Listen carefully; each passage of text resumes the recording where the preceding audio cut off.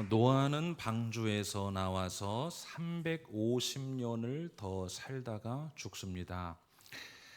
방주 이후에 이 긴 기간 동안 노아에 대한 기록은 포도주를 마시고 옷을 벗은 채 그 부끄러움을 드러냈다는 이 이야기밖에는 없습니다. 이걸 다른 말로 하면 홍수 이후 350년 동안 노아의 삶에 특기할 만한 가장 중요한 사건이 이 일이었다. 다시 말하면 이것은 결코 예사로운 일이 아니었습니다. 그만큼 이 본문은 우리가 관심 있게 들여다봐야 할 포인트들이 참 많이 있습니다. 예컨대 잠시 일어났던 이 일로 인해 하나들은 엄청난 저주를 받게 되지요. 여러분, 이때까지 하나님은 단 한 번도 저주라는 단어를 사람에게 직접 대고 표현하신 적이 없었습니다. 단지 벌을 내리시는 정도. 이해가 되세요? 가인의 때에 저주가 내려졌긴 했지만 그것은 땅으로부터의 저주, 즉 간접적으로. 그만큼 중요했던 이 사건, 대체 하나님은 무엇을 말씀하시고 싶을까? 여러분, 성경이 우리에게 말씀하신다는 사실을 믿으세요? 믿으십니까? 이 정도 아멘 하면 말씀 전할 필요가 없죠. 아멘인데 뭐 들어요? 성경이 우리에게 사건을 통하여 말씀하신다는 것을 믿으십니까? 자, 그러면 이 사건을 한번 파헤쳐 들어가 봅시다. 홍수 이후의 새로운 역사는, 잘 들으세요, 노아의 세 아들로부터 다시 시작됩니다. 이들을 통해 인류가 온 땅으로 퍼져 나가지요. 그 시작 시점에 노아가 포도나무 농사를 시작을 했고, 먹고 살아야 되니까요. 그리고 그 포도주를 마시고 취해서 장막 안에서 벌거벗은 일이 벌어졌습니다.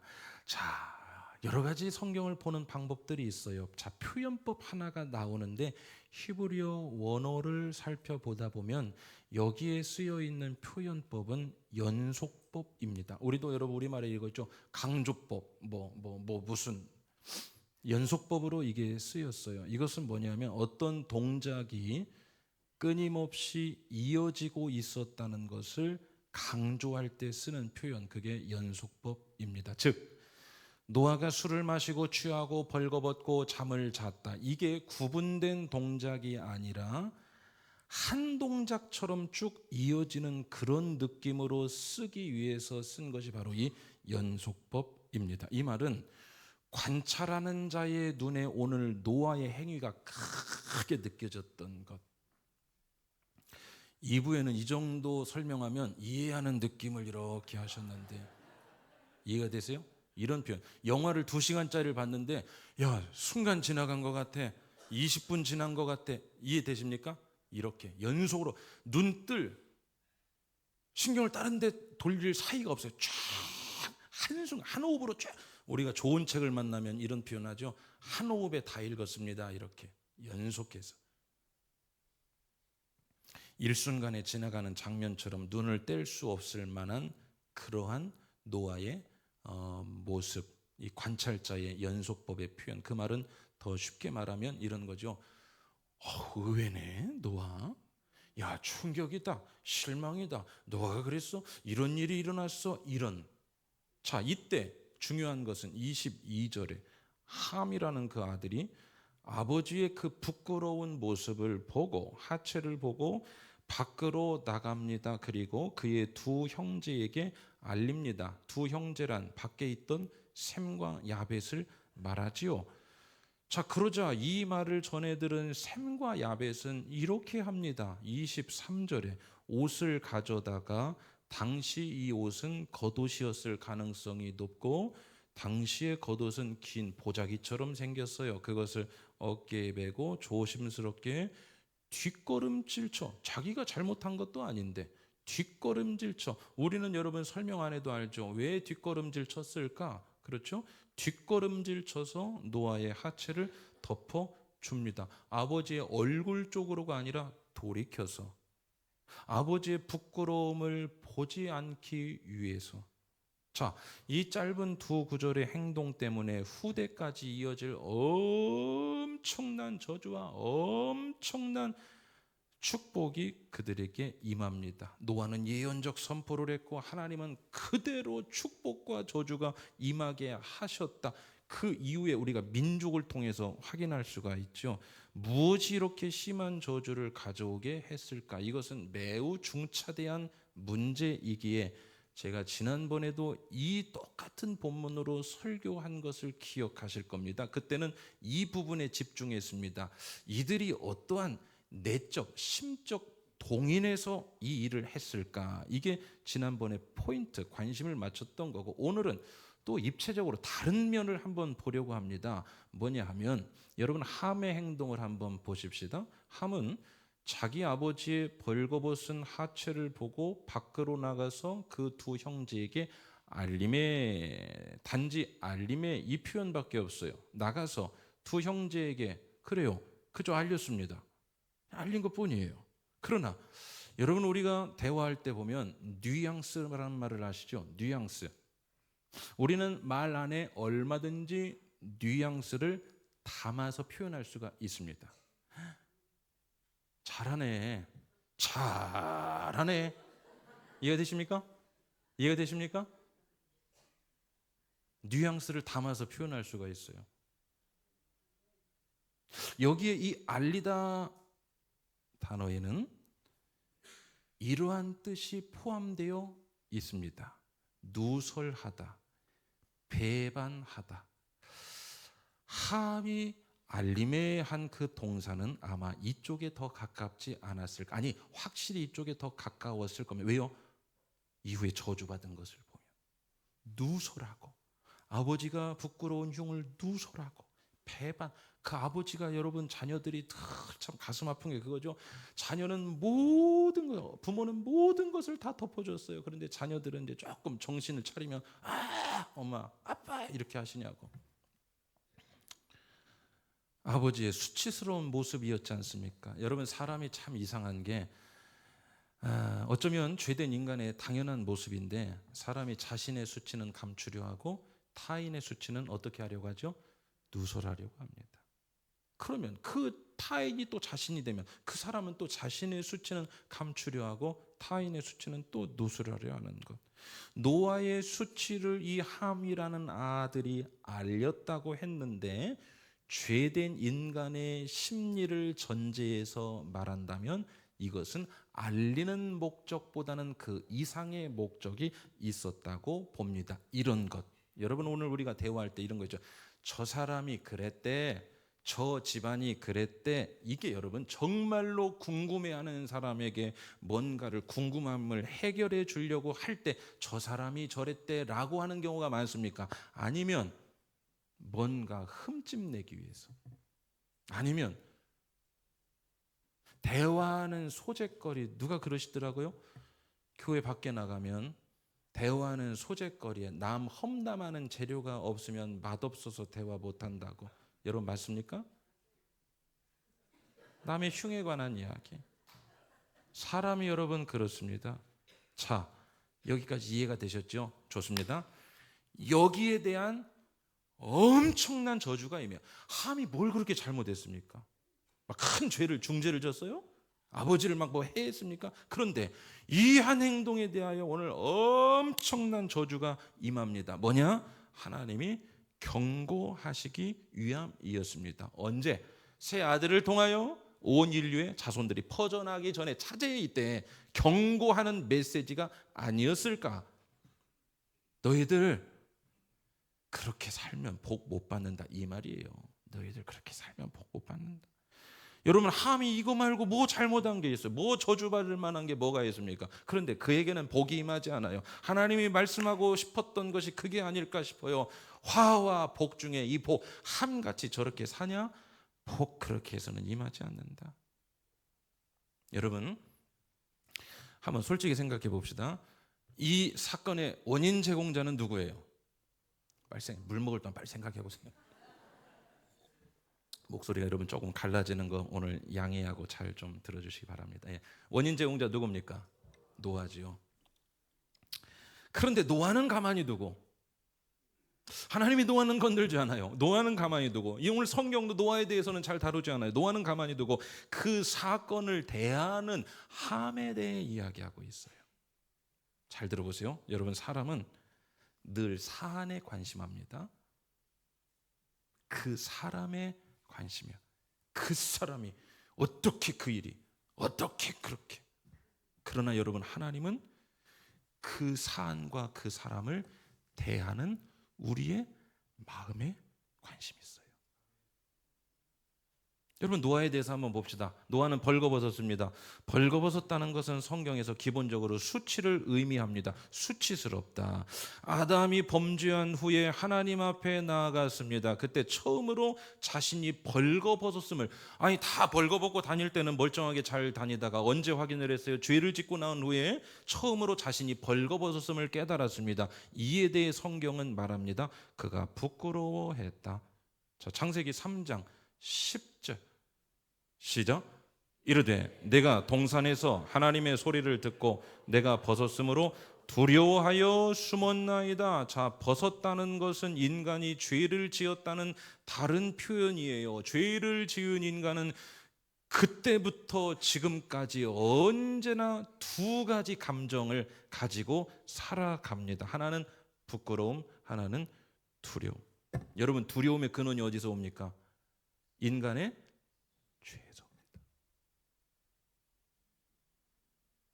좀 비껴간 얘기지만 여러분, 오늘 두려움과 어두움과 의심과 근심과 초조함과 염려 있으십니까? 없을 수는 없어요. 그러나 그게 있으시다면 오늘 우리가 참회의 기도했죠?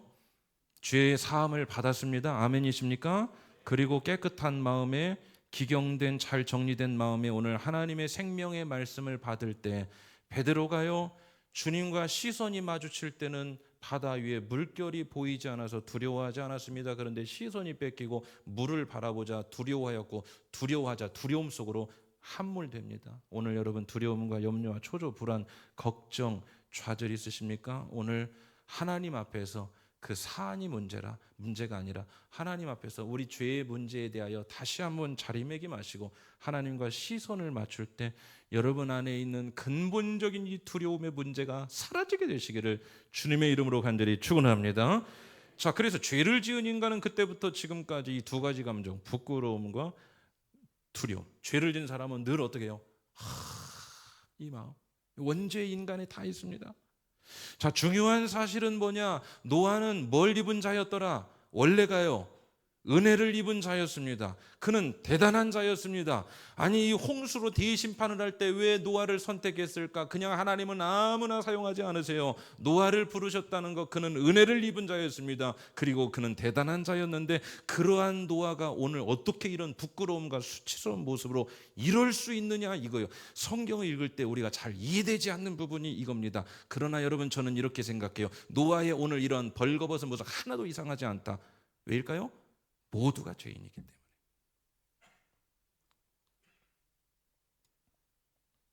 은혜를 입은 죄인일 뿐입니다.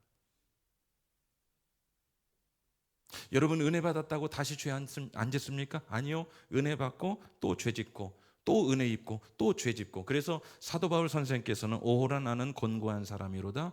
이 사망의 법에서 누가 나를 건져내랴. 벗어날 수가 없다라고 단언했습니다. 사랑하는 여러분, 저와 여러분도 죄인이지요. 우리는 다 벌거 벗었습니다. 오늘 우리는 노아의 상태하고 똑같습니다. 여러분, 인정이 되세요? 그래야 교회에서는 은혜가 있습니다. 아멘이 되십니까? 우리는 다 죄인입니다. 다 벌거 벗었습니다. 오늘 우리가 겉옷으로 가리고 있을 뿐이에요. 우리 마음 안에 있는 더러운 것들, 죄짐진 것들을 여러분, 누군가 나를 그 모습을 드러내면 우리는 수치스러운, 지난 한 주간 동안 한번 돌아보세요. 얼마나 부끄러운 모습들이 다 있습니까? 가렸을 뿐이에요.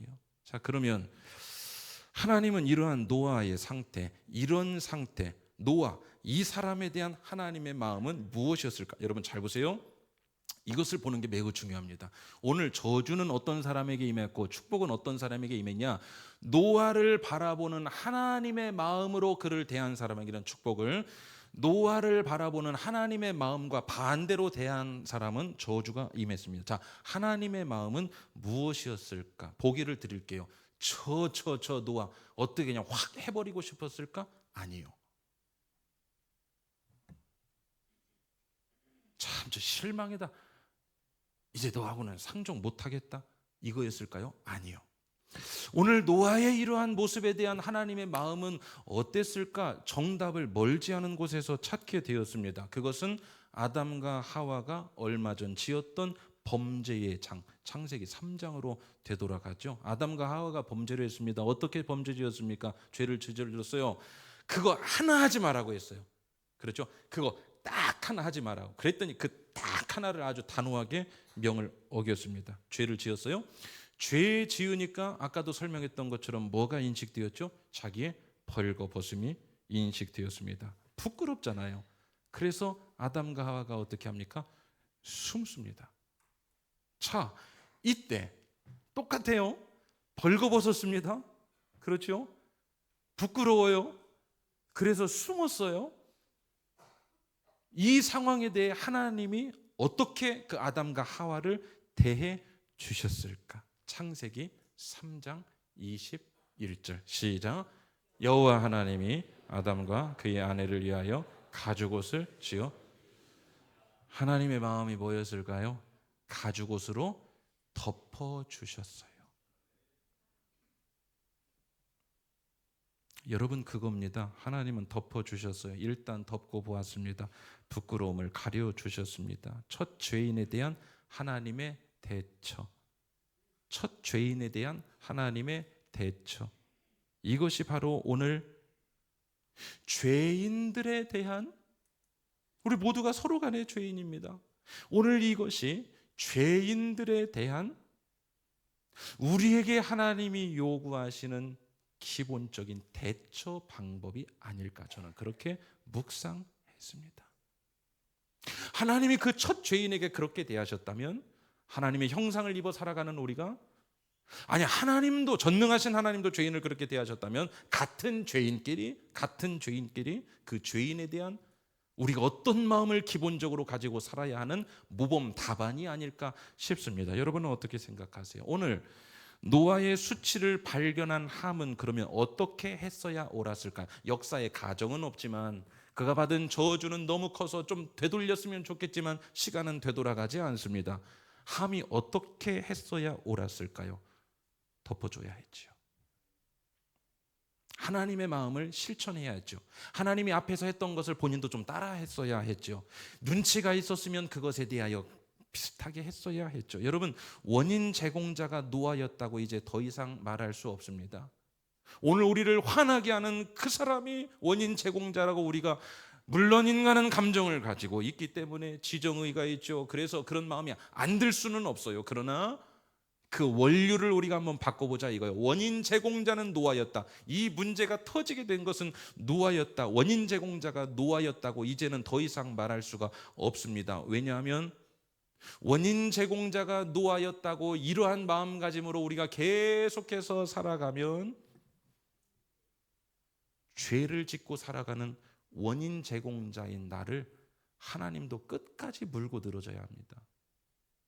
그러나 하나님은 없는 것처럼 우리에게 은혜를 베푸셨죠. 사랑하는 여러분, 죄 짓고 죄값 치르지 않고 오늘이 지나면 내일 또 새 마음 주시고, 특별히 우리 교회 생기를 얻고자 하는 교회, 하나님이 오늘 힘들고 어렵고 괴롭고 답답해도 또 한 번 새 힘을 주시고 새 용기를 주시는, 새 마음을 허락하시고 용서하시는, 이것이 진짜 큰 은혜임을 믿으시기를 주의 이름으로 축원합니다. 우리는 더 이상 원인 제공자에 집중할 수가 없어요. 그랬다면 하나님도 우리에게 계속 추궁하실 텐데요. 하나님은 그렇게 하지 않으셨습니다. 오늘 바로 그겁니다. 오늘 이 본문, 이 문제의 본질은 어쩔 수 없는 죄인으로 모두가 죄의 상태로 이 땅을 살아가야 하는 우리가 타인의 죄, 그 수치, 그 약함, 그 흉, 그 앞에서 어떻게 행동해야 할지를 말해주고 있습니다. 여러분, 우리는 죄인끼리예요. 어떻게 해야 될까요? 하나님이 하셨던 게 답이죠. 가죽옷으로 덮어 주셨더라. 수치를 가리워 주셨더라. 예수 그리스도는 십자가에서 모든 죄목을 다 뒤집어 쓰셨더라. 아멘이십니까? 여러분, 오늘 우리가 배운 대로 살아가게 되시기를 주의 이름으로 축원합니다. 온전하게 그렇게 변화되기는 어려워도 마음의 한 절이라도 그러한 마음으로 조금 틀어놓으시기를 주의 이름으로 축원합니다. 왜일까요? 그것 좀 했다고 엄청난 복 주지 않습니까? 그것 좀 했다고. 여러분, 오늘 우리가 하나님 앞에서 뭔가 대단한 결실과 수확을 내는 것, 그거보다 중요한 것이 하나님의 마음. 사람이 제일 좋은 사람이 누굽니까? 마음 통하는 사람. 하나님의 마음 통하는 사람, 그 사람에게 복을 주신 거죠. 제가 그렇게 보니까 복 받기가 어렵지 않을 것 같아요. 그렇죠? 성경에 배워든 하나님의 마음을 잘 준행하여 살아가는 자. 사랑하는 여러분, 하나님의 성품을 닮아 이 어렵고 힘들고 보이는 것으로는 전망 좋지 않다고 거듭거듭 말하는 이때에 보이지 않는 하나님의, 오늘 우리가 412장 찬양했던 것처럼 평화로다 하늘 위에서 내려오네, 하나님 성품을 닮은 자에게, 그러한 귀한 마음을 갖는 자에게 하나님이 내려주시는 복과 은혜가 임하게 되시기를 주의 이름으로 축원합니다. 남의 수치를 보면 알리고 누설하고 드러내고 악의적으로 퍼뜨리는 것, 여러분 이거 주의하십시오. 하나님은 이 부분이 너무 중요해서 함의 행위를 통해 오늘 강력하게 차제에 경고하셨던 것 같습니다. 자, 오늘 우리도 이러한 우울을 범하며 살면 큰일이죠. 엄청난 저주가 부어졌는데 25에서 27절 다 읽지는 않겠습니다. 어떤 겁니까? 어마어마하죠. 가나안에게 자손들에게까지 이어집니다. 그러니까 자손에게까지 그 저주가 임해요. 히브리어의 최상급의 표현, 종들의 종이 된다. 이게 가장 큰 저주. 종들의 종이 된다. 인류에서 가장 천한 취급을 받는 자가 될 것이다. 역사를 여러분 잘 이제 해석해 보십시오. 이 말이 뭔지를 역사 안에서 드러나게 될 것입니다. 사랑하는 여러분, 하나님의 마음과 같은 방향으로 살아가기로 오늘 예배할 때 삶의 한 절이라도 조금 틀어놓으시기를 주의 이름으로 축원합니다. 어떤 자? 덮어주는 자. 샘과 야베처럼 옷을 가져다가 가려주고, 어깨에 메고 뒷걸음질 쳐 들어가서 잘못한 것은 사실 아버지인데 그것을 보지 않으려고 어깨에 메고 뒷걸음질 쳐서 몸을 가려주었던 것. 이 둘에게는 엄청난 축복 선포가 쏟아지죠. 여러분, 이것을 오늘 특히 잘 보십시오. 26절 보시면 셈의 하나님 여호와를 찬송하리로다. 이 말은 셈을 축복한다는 뜻이에요. 자, 하나님의 마음을 그대로 실천했는데 큰 것 다른 거 한 것 없다고 했어요. 그를 축복합니다. 또 이렇게 말합니다. 하나님이 야벳을 창대하게 하사, 창대하게 넘겨주세요. 따라서 오시면 되겠습니다.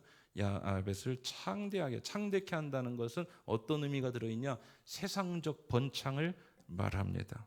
또 셈의 장막에 거하게 하겠다 나오죠. 이것은 축복을 셈과 함께 나눠 갖게 하겠다. 이거 여러분, 복 있는 사람 옆에 붙어만 있어도 복이 있습니다. 믿으십니까? 복 있는 사람. 그래서 여러분, 전도는 그렇게 하는 거예요. 여러분, 그냥 그만 가십시다. 예. 함께 나누가. 지금 하나님은 셈과 야벳을 모두에게 복을 주셨지만 셈의 후손에게는 특별히 긴밀한 관계를 맺게 하셨습니다. 여러분, 셈의 후손을 통해 뭐가 나오죠? 다른 씨. 성경 읽다가 다른, 그를 위하여 엎어진 판, 다른 씨를, 이게 희망의 보호가 이제 열리는 건데, 그게 아브라함이 누구의 후손입니까? 셈의 후손입니다. 하나님은요, 하나님의 마음으로 살아가는 사람 그냥 막 이렇게 하지 않아도 바보같이 우직하게 우둔하게 하나님 마음으로 살아가는 사람은 당장은 드러나지 않지만 하나님이 그거 다 원금 계산하고 이자까지 쳐서 은혜와 복으로 주실 줄로 믿습니다. 그래서 우리는 세상을 다르게 살아가는 것, 역설적인 진리로 미련하지만 위대한 것을 받아 살고 낮아졌지만 높은 것을 받아 살고, 아멘이시죠? 잃는 것 같으나 얻는 것을 사는 그러한 인생에 여러분, 우리 기독교 정신의 참맛을 경험하며 살아가게 되시기를 주의 이름으로 축원합니다. 이들은 다른 게 한 게 없어요. 덮어주고 가려준 것. 우리가 그러면 말씀을 해주면서 이런 명제 하나 만들어 봅시다. 인간사, 이제 우리가 살아가는 모든 상황에서 타인의 죄, 흉, 약함이 드러나면 어떻게 해야 될까요? 보고 즐기면 안 됩니다. 이야기거리 소재 삼으면 안 됩니다. 누군가에게 알려 누설하는 것 안 됩니다. 당신만 알아 안 됩니다. 일단 뭐 하고 보자? 덮어줘. 가죽옷으로 덮어줬고 겉옷으로 덮어. 그러면 여러분 이런 이제 내용이 하나 남아요. 그럼 정의가 살아날 수 없지 않습니까? 바른 말을 해야죠. 바른 말을 해야죠. 여러분, 하나님이 우리에게 바른 말에서 우리가 변화되었습니까? 은혜 받아서 변화되었죠. 은혜가 먼저 나오고 그 다음에 진리가 먼저 나옵니다. 예수 그리스도는 은혜와 진리가 충만하더라. 하나님은 사랑과 공의의 하나님, 사랑이 먼저 나오고 공의가 나옵니다. 하나님이 우리에게 바른 말 하시기 시작하면 우리는 팔붙일 공간이 없어요. 사랑하는 여러분, 오늘 우리 서울수정 교회 공동체는 뭐냐? 먼저 사랑, 먼저 은혜가 임하고 거기에 정의와 공의가, 진리가 따라온다는 사실 믿으시기를 주의 이름으로 축원합니다. 사랑에 의한 공의, 은혜에 근거한 진리. 남편들에게 설문조사를 했대요. 아내로부터 제일 듣는 거 힘든 소리가 뭐냐? 그랬더니 이렇게 말했대요. 다 옳은 소리인데 사랑이 없이 하는 소리. 이해되십니까? 그러니까 다 옳은, 100가지가 다 옳은 소리예요. 근데 왜 남성들이 그 말을 안 들어요? 다 맞는 말인데. 또 가정에 문제 생길까 봐 넘어가겠습니다.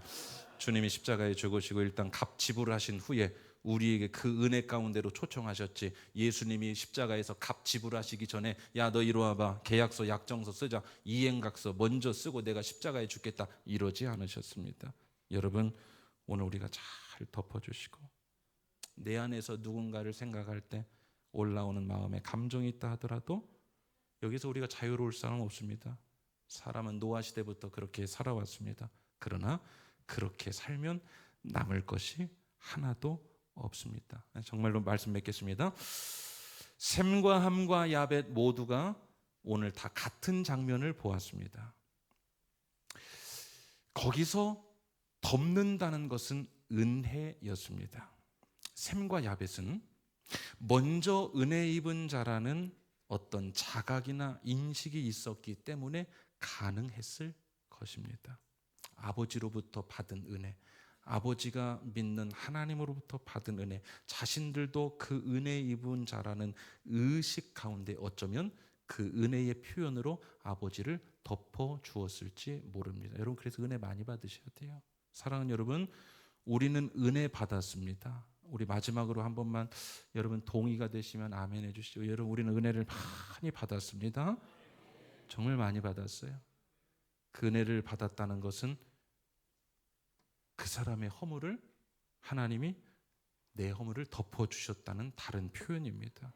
하나님이 덮어주시고 무마시켜주시고 없던 것으로 해주시고, 그렇게 이 은혜 입은 나라면 은혜 입은 자답게 타인에게도 그렇게 하며 살아가십시다.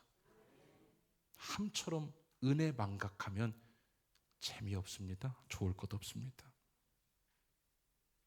은혜 입은 자답게 이번 한 주간도 특별히 명절입니다. 여러 가지 또 만남도 있고 여러 가지 일들도 있습니다. 은혜 받은 자답게, 은혜 통이 큰 자답게 그렇게 한 주간 멋지게 살아가시기를 주님의 이름으로 축원합니다. 오늘 말씀 여러분 결단하시고 또 말씀 가운데 자신을 돌아보시고 우리 이러한 결단으로 찬양하시며 또 우리 봉헌까지 함께 이어하겠습니다.